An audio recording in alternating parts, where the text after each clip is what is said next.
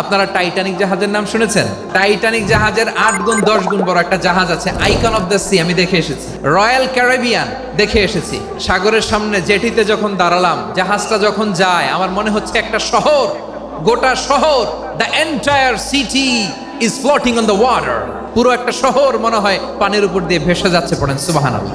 এই যে icon of the sea, এই ক্রুজ, এই জাহাজটা, এটার ভেতরে স্টেডিয়াম আছে, সুইমিং পুল আছে, শপিং মল আছে, রেস্টুরেন্ট আছে, ক্লাব আছে, 3000 4000 রুম বিশিষ্ট, কক্ষ বিশিষ্ট হোটেল আছে। এই সবগুলোর নিয়ে এগুলো চলে সাগরের দোলার মধ্যে, জলোচ্ছ্বাসের মধ্যে। এই সাগরের ভেতরে এই জাহাজগুলোর ভাষায় রাখছে কে? গত মাসে আমার জাপান সফর ছিল। এই যে বাংলাদেশে যে গাড়িগুলো চালান, বেশিরভাগ গাড়ি আসে কিন্তু জাপান থেকে। হাজার হাজার গাড়ি একটা জাহাজ বহন করতে পারে, হাজার হাজার গাড়ি। এটারে সাগরের মধ্যে ভাসাইলো কে? সবাই বলুন, ভাসালো কে? হাজার হাজার গাড়ি নিয়ে জাপানিজ গাড়িগুলো আমাদের চট্টগ্রামের এয়ারপোর্টের বন্দরে ভিড়ে। যুক্তরাষ্ট্রে আমি দেখেছি বিশাল বিশাল জাহাজ, জলে স্থলে। আমি চলাচলের যানবাহনের ব্যবস্থা করেছি। আমরা স্থলে ঘোড়ার উপরে চড়ি, উটের উপরে চড়ি, গাড়ির উপরে চড়ি। এই যে গাড়ির ইঞ্জিন বানাইছি আমরা, এটার মেধা দিয়েছে কে?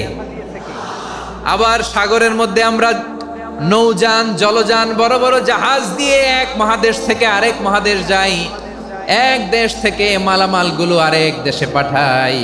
সাগরের ভেতরে নৌকাগুলোরে ধরে রাখলো কে?